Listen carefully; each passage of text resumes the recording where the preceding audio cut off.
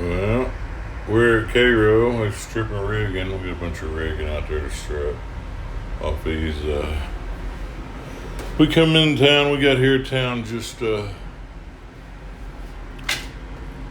an hour ago, maybe less, something like that. We're right here on the point. We're not obviously just the boat. The tow's not on there. It's just electronic charting, and I hadn't changed it yet. Or that's our departure, and we're pointed that way, so it's picking up. But we're here at Cairo Point, the very southern tip of Illinois, right there. Actually, we'll do it north up here. I think it'll do. Oh no. North up, yeah. See, that's the way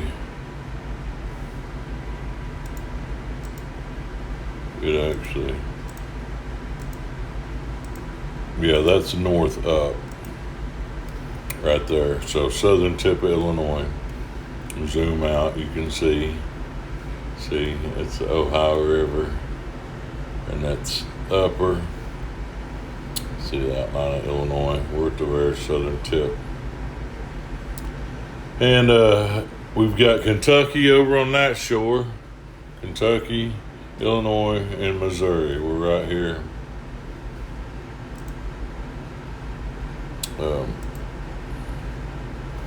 Shoved in right there. Anyway, that's a little bit much chart stuff. Guys are getting with it. But see, that's what we look like coming in. These yellow ones are our loads. That's what we look like coming into town. That's what we're going to look like departing. We're dropping all these loads. We're picking up 3 loads and dropping those 5. And then we got to shift. Once we came in town, we tied off. We got those loads here. And then they'll get those off and they'll do that. But we're getting all rigging off these drops right now. That's we carry our boat rigging that we use to put the barges together. You see, we carry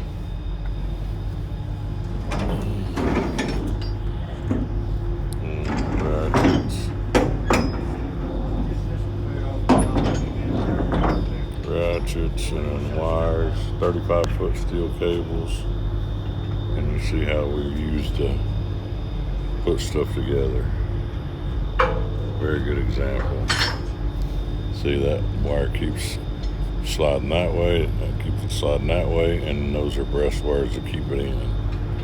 So then we've got that on each end. That's pretty kind of how it's wired together. You see, 4.5 is what they're called right here. And then double ups. And same thing right here.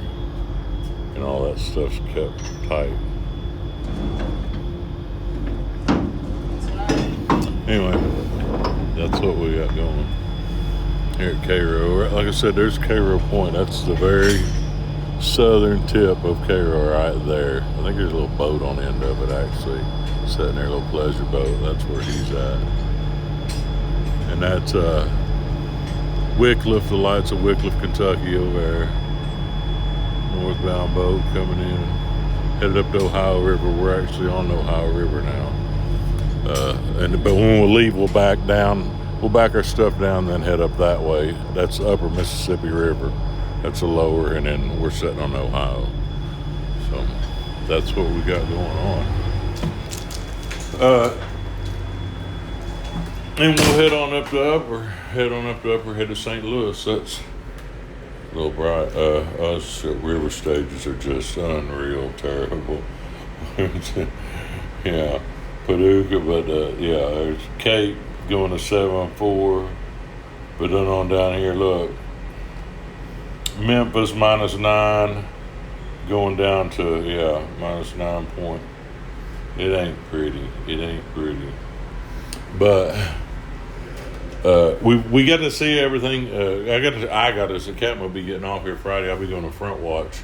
But I got to see everything coming up the river from New Orleans, or from down the way to where we started down by Kenner Bend, all the way up here to actually we was down there below UP Long, where we started, and we came all. We're going all the way to St. Louis. And the river stage, we saw it like what it's going to be. It's the extreme lows. So that's an advantage that I have. I really advantage that I have is I've seen everything. I was gonna see what boat that was real quick.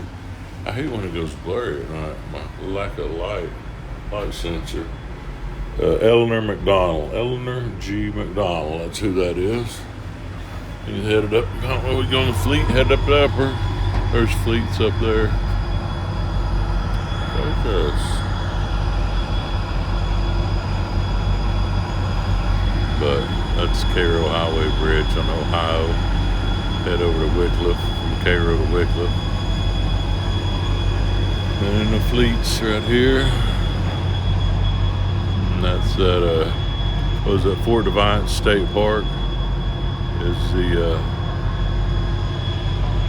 the state park there on Cairo Point. And so we're getting things ready to roll. It's a challenge. I'm not gonna lie, man. It's gonna be a challenging trip. Northbound, we've got 3 loads to go to St. Louis, and I know that upper is going to be its own little issue. I've heard up at Foster, up above Cape Foster's Cross. I mean, yeah, we're gonna get to experience that low water, but that's the thing. I've seen it coming all the way up the river. So when we turn south out of St. Louis here in a few days, I really do have not an idea. I know where I need to be on stuff. So, I mean, it's just, yeah. I'll be have my A game on, but the confidence is I feel I'm not worried about it. I looked at river stages. I don't know. I've just got to where that's something that I don't really, fear is something I don't like using the word fear, but just a concern or heightened awareness. That's it. It actually can be a fear, but what I was getting at is that I'm in a stage of my career now where I really don't. I've learned to manage that stuff. Sometimes they suppress it. I don't. I don't know. I was telling my wife about it. Up on Captain Mobile, get your double up off. Yeah, okay, go ahead. I was telling my wife the other day, I was talking to her about it.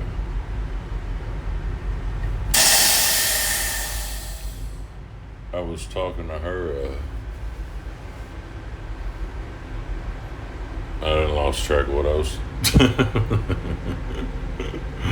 Now that is something me and the cat was talking about forgetfulness and how some of these places will see somebody will say something about a place on the river, and they won't say a mile marker. They'll give a light name, and it's the place that I know exactly where it is, should know, but I'll draw a blank.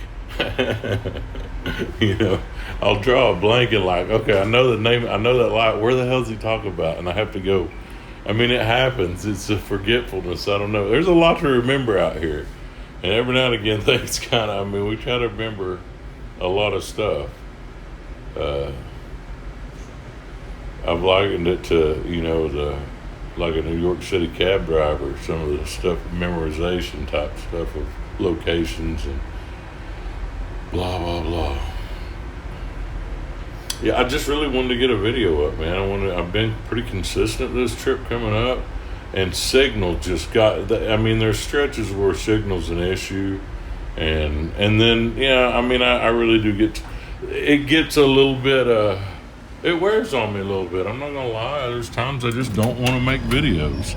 I've done it so long, and I do it because I enjoy it. But if the joy's not there, I just don't make them. I found out through my YouTube channel that money alone doesn't motivate me. I found that out. But it's, I don't know, it's a trip. It's a trip. I think I was talking about the level of confidence that I have out here. What it is, I know what I was thinking and what I was talking about is the managing fear. You get good at that because, man, the last thing, as a deckhand, as a crew member, when I started out here, the scariest thing ever and the worst thing ever is a scared or insecure wheelman, captain especially, but you get young pilots and you get used to it. I mean, it's something, but it makes you don't, nervous boat captain makes for a very nervous crew. I mean, it's reflective of that. So you learn even when you're scared to suppress that shit, and at least give a front that you've got a confident appearance. And it's kind of one of those fake it till you make it type things. But you need to instill confidence in your crew by being a confident, pilot, wheelman, and those guys. You can tell it, man. It's like, you get that dog sense. You can smell fear in guys. You can tell a scared pilot. The first time I caught the boat was on the Daniel Webster on Illinois River. Captain John David Arnold was the captain on there. Extremely, one of the most gifted wheelmen I've ever worked with. And he's my captain, my first captain. Love that man. Rusty Surratt was the pilot on there, and that's a whole different game. He'd come out the fleets at Beardstown, and he wasn't, he didn't have a lot of experience. He didn't have any experience on the line boats. It was his first time on the line boats, and they run aground up there at LaGrange or something. And, Rusty, what I was getting at was fear. John David you could tell you went up there and you knew who the captain was when you got to the wheelhouse. There was an air about him, the confidence, and just, he was what a captain was all about. And Rusty was the pilot and experienced. I just remember going to the wheelhouse and seeing a man smoking 2 cigarettes at once. He was chain smoking so much, he would have one quarter smoke down. I mean, literally, he was so nervous, he would have one in the ashtray going, and he'd light up another one because he would just forget, and he would have, I seen him do it twice within one watch when I was sitting up there. He was just so nervous and scared, just jittery as shit. And that made me nervous. I was new to it, and I went down to my room. I wasn't sleeping because I got this nervous pilot upstairs that had wrecked the day before I got on. So I understood real quick. Another thing is I rode with a buddy of mine. I rode with a bunch of buddies of mine when I started out. Us Oklahoma boys worked together a lot of times on those Illinois River boats, the Lois and Orleanian. But Mark, who's the captain on the E. Bronson Ingram now, I was a deckhand. I grew up with him across the alley. Like I said, we were friends growing up. And I was the older of the two. I was a year, a class ahead of him, a little bit less than a year older than him, I think. But when I got on the boats, Mark had been running the wheel. He'd been in the wheelhouse for a few years, or a couple of years anyway, and I was starting out on deck. But I knew that man off the boat, and then seeing him on the boat. Mark was a confident man off the boat, but seeing how he handled things on the boat there was a professionalism with his confidence that made it even, there was no BS. I mean, Mark and he still is. He's a serious man, and he can joke now and again, but when he's at work, that's what he's doing. And I like that, man. I wasn't one of those ones that did I've got a video of some guys doing it, like, the green deck hand pranks, the radar stuff. I really wasn't into that, man, and I'm still not. I never participated in that stuff. I wasn't about it because I've always taken this job real serious. What we do is serious work. What those guys are doing out there is serious. And one of those guys get hurt, and I'm sitting here, especially if I do something to call, if we're moving the boat or if I'm driving, something like that. But even if those guys right now sit there, if one of them get hurt, it's reflective of me and my not paying attention to them or whatever. That's a little extreme, but you know what I'm saying. I mean, I don't. That's the biggest fear I have is somebody getting hurt, because something I've done out here on the river. And it's not, nothing intentional. It's not, nobody does anything. But, I've been in situations and had guys where they were in situations and I was doing something where it really put somebody at risk. And, we try to limit that as much as we can out here. This is big, heavy equipment. And, this stuff can be safely done if everybody's paying attention to what they're doing and working right. I mean, The human body's got limitations, but you'd also be surprised what a good deck crew can do. Anyway, man, the coffee's kicking in, y'all. I've been rambling for 15 minutes.